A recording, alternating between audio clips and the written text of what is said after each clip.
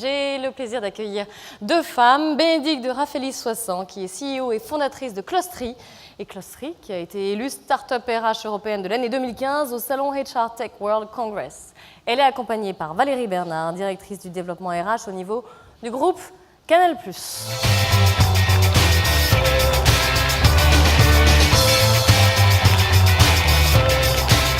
Bienvenue sur la scène de ce théâtre du Trianon, et avec vous, on va parler Big Data RH. Est-ce un mirage ou la réalité? Connaissez-vous la valeur d'une demi-seconde? Une demi-seconde de gagné par vente pour Amazon. Et bien en fait, ça équivaut à 1% de chiffre d'affaires. Donc c'est la raison pour laquelle Amazon aujourd'hui utilise la donnée pour identifier leurs clients, identifier leurs besoins et ainsi leur permettre de passer leurs commandes en un clic. Donc on a là un lien direct, un lien clair entre data d'un côté et résultats de l'autre. Donc sur les terres du marketing, sur les terres de la vente, le big data, qui est notre sujet, n'est pas un mirage, mais bel et bien une réalité. Alors le big data, c'est quoi? On en parle beaucoup, on entend parler tout le temps. D'abord, c'est une notion qui est vulgarisée. C'est-à-dire que tout est big data, tout le monde fait du big data. Et puis c'est une notion qui est aussi diabolisée. Le big data, c'est Minority Report, le big data, c'est Big Brother. Mais en fait, on prend tous peu à peu conscience du fait que c'est un outil formidable qui va nous permettre de révolutionner nos vies sur beaucoup de sujets. Le big data, c'est pas seulement voir plus de choses, c'est voir mieux et c'est surtout voir différemment. Alors pourquoi est-ce qu'en ressources humaines, aujourd'hui, on se pose la question, c'est celle qu'on se pose aujourd'hui, de savoir si le big data c'est un mirage ou si c'est une réalité?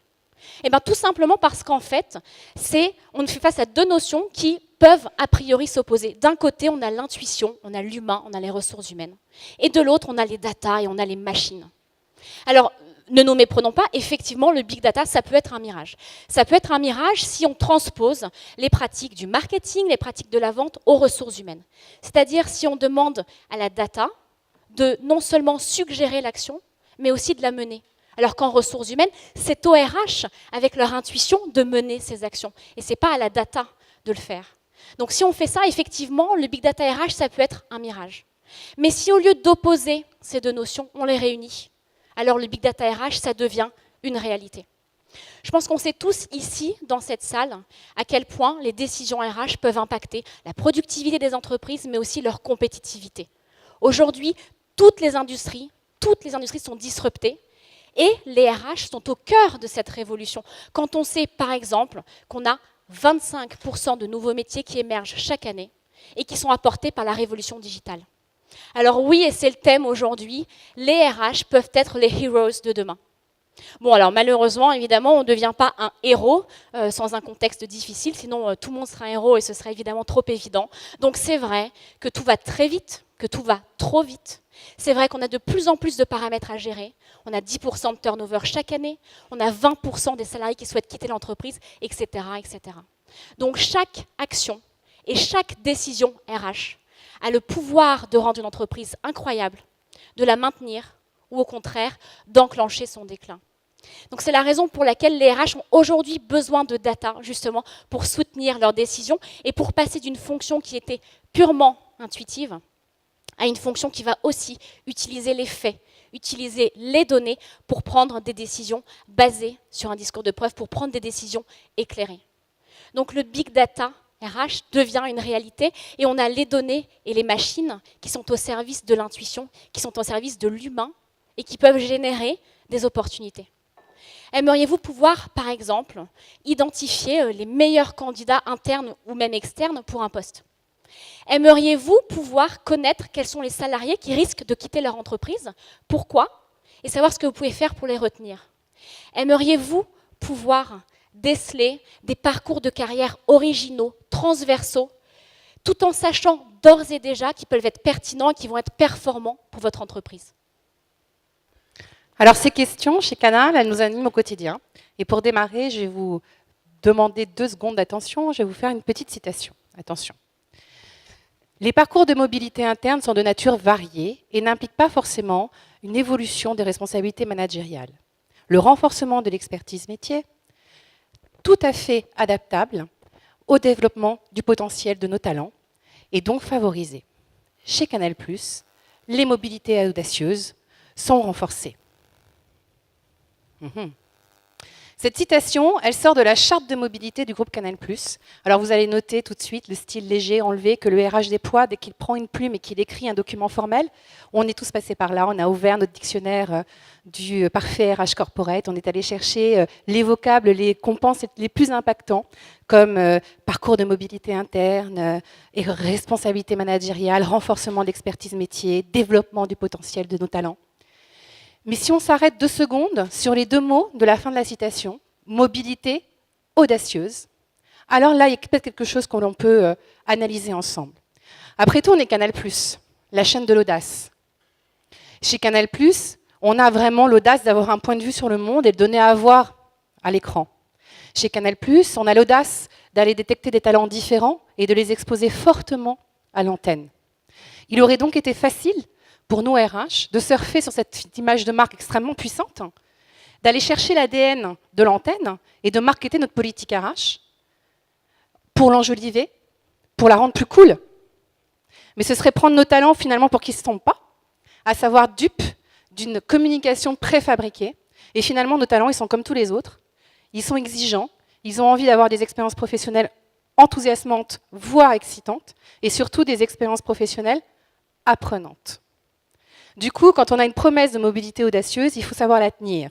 Alors laissez-moi vous expliquer qui on est une fois que les plateaux télé sont éteints, que les animateurs sont rentrés chez eux et que vous avez éteint le poste. Canal+, a environ 8000 collaborateurs dans le monde, 3500 en France, qui sont répartis sur plus de 330 métiers, des métiers qui vont autant d'un métier éditorial, donc on a des conseillers de programme, des gens qui font de la programmation, de la production, des journalistes, que des métiers de distribution, donc marketing, commercial, on a des chefs de secteur, on a des conseillers clients, que des métiers technologiques, donc des développeurs web, des designers, des ingénieurs réseau et transmission. Cette diversité de métiers, elle s'accompagne d'un turnover extrêmement faible. 92% de nos salariés se déclarent être fiers d'appartenir à Canal+. On l'a constaté lors de notre dernière enquête d'opinion. Et en plus, un recrutement aussi qui n'est pas très volumique, puisqu'on recrute 150 personnes en France par an, 200 dans les territoires internationaux. Et justement, l'international est un de nos enjeux business de développement extrêmement fort. On s'implante dans environ 2 à 3 pays tous les ans, depuis 4-5 ans maintenant, donc c'est un développement récent. Et on s'implante dans des pays émergents où les opérateurs de télévision payante sont peu nombreux, voire inexistants. Donc on a besoin de booster des trajectoires de carrière et des mobilités pour apporter de la compétence de télévision payante dans ces pays. De la même façon, on a un deuxième enjeu business qui a été concomitant à l'international, qui est le digital. Alors chez Canal, ce n'est pas seulement de digitaliser les outils, c'est pas seulement de faire de la communication sur Internet, c'est réellement de l'intégrer dans notre business model.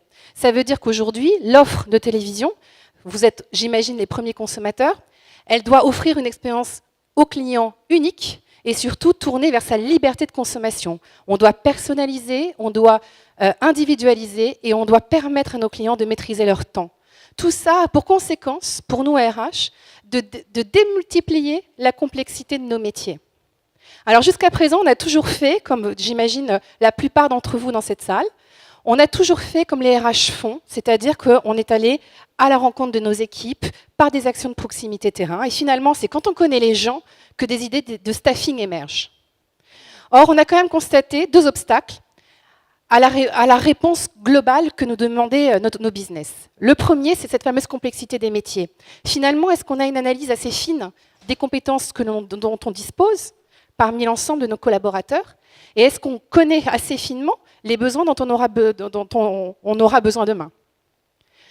Deuxième obstacle important, c'est la fameuse intuition dont parlait Bénédicte, où là, effectivement, on va aller jusqu'au bout du système, d'avoir une vision uniquement basée sur l'intuition de nos RH ou de nos managers pour aller détecter un potentiel, sachant que dans l'intuition, on a aussi parfois des limites qui émergent à l'idée de ce que pourrait faire un tel ou un tel demain ou après-demain. Du coup, on a besoin de vraiment transformer nos pratiques de trajectoire de carrière et de détection de talent. Oui, ces 2 problématiques, elles sont très importantes et pour qu'elles soient adressables, chez Clustery, on a une vision. Notre vision, c'est de se dire que la clé se trouve dans le fait de pouvoir vous apporter la preuve pour soutenir ces décisions, pour accompagner cette intuition et puis pour révéler vos talents. Et tout cela sans limite. Donc en fait, c'est la raison pour laquelle Clustry, c'est la première solution SaaS qui va justement utiliser, capitaliser la donnée interne des entreprises, donc là en l'occurrence celle de Canal+, mais aussi la donnée externe pour fournir des décisions RH basées sur un discours de preuve. Comment est-ce qu'on le fait ? On analyse aujourd'hui 40 millions de parcours de professionnels dans le monde entier, sur tous les secteurs d'activité, pour justement s'inspirer de cette réalité externe. Pour le faire, on a développé une technologie qui est basée sur 4 dimensions. La première dimension, c'est notre sujet aujourd'hui, c'est le big data. Pour connaître la réalité, on doit d'abord collecter, normaliser, parce qu'il y a 50 façons différentes d'exprimer un même métier, donc normaliser et analyser ces parcours de professionnels. La deuxième dimension, c'est les algorithmes. Donc on connaît la réalité, maintenant comment est-ce qu'on s'en inspire ? Eh bien, on s'en inspire en développant un algorithme d'aide à la décision. Troisième dimension, c'est les résultats. On est drivé par les résultats. Ce qu'on cherche à faire, c'est de l'empowerment de la fonction RH. C'est de vous empowerer. Donc, en fait, on va justifier chacune des suggestions qui va sortir dans la solution avec des faits et de façon concrète. Donc, ce n'est pas une black box. Et enfin, c'est le machine learning. On a besoin d'analyser l'usage en continu et automatiquement qui est fait la solution par nos clients pour pouvoir faire 2 choses. La première, c'est coller à leurs besoins. Et la deuxième, c'est répondre à cet enjeu d'agilité qu'ils ont. Donc effectivement, on vous l'a dit, Canal+, c'est une entreprise qui est digitale, c'est une entreprise qui travaille en mode agile. Donc c'est tout naturellement qu'on a fait le choix effectivement d'aller vers le big data RH et sa promesse de prédictibilité. Et du coup, on a effectivement commencé à travailler la combinatoire entre des données structurées qui sont issues de notre SIRH, des données non structurées que l'on va bientôt laisser libre cours à nos collaborateurs pour qu'ils puissent, à travers de leur espace personnel, indiquer et remonter. Et puis surtout les données externes qui nous permettent d'avoir les tendances émergentes en termes de nouvelles compétences qui peuvent exister dans d'autres secteurs d'activité, dans d'autres pays même, voire également. Du coup, on a fait le choix tout naturellement du machine learning de Clustry, puisque c'était vraiment une façon de pouvoir agréger tout ça et de le faire de façon simple, rapide et efficace. En plus, on aime bien l'innovation, on aime bien les startups, d'autant quand elles sont dirigées par une femme. Donc ça nous a d'autant plus donné envie de pouvoir soutenir et supporter cet outil. Mais ce n'est pas seulement un gadget, c'est aussi vraiment une autre façon de travailler. D'ailleurs, quand je parlais de tendances émergentes, qui savait il y a 15 ans que la position de community manager allait émerger il y a quelques années ? Qui savait cette année que les jobs de data scientist et de designer web allaient être les must-have ou les must-be du moment ?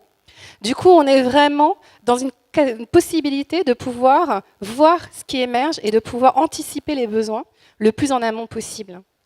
Alors ça nécessite aussi énormément d'exigences et d'excellence dans les services RH. Il faut avoir des données propres, structurées. Donc il y a un gros travail qui est réalisé par nos équipes pour qu'on puisse effectivement se baser sur des données updatées. Mais c'est aussi la capacité d'élargir notre vision et d'avoir le plus possible de trajectoires à offrir en termes de gestion de carrière. Et pour nos opérationnels et pour les salariés, les collaborateurs eux-mêmes, de pouvoir, avec un outil assez ludique finalement et justement apprenant, imaginer des carrières pour les collaborateurs qui n'envisageaient même pas, des postes qu'ils n'avaient même pas, dont ils n'avaient même pas idée, et du coup d'engager une discussion avec eux totalement différemment. Alors pour ça, on a créé une baseline chez Canal, on a labellisé l'ensemble de nos actions mobilité avec cette baseline Canal+, créateur de carrière originale, pour coller à la création originale de l'antenne. Alors jusqu'à présent, on avait quelques éléments de preuve pour effectivement indiquer tel ou tel parcours du métier de la distribution vers l'éditorial, de l'éditorial vers la distribution, de la technologie vers la distrib, etc. Mais finalement, on fonctionnait par à-coups. Et avec le big data et la solution de Bénédicte, on va pouvoir rendre scalable cette démarche et surtout commencer un peu à industrialiser nos façons de travailler.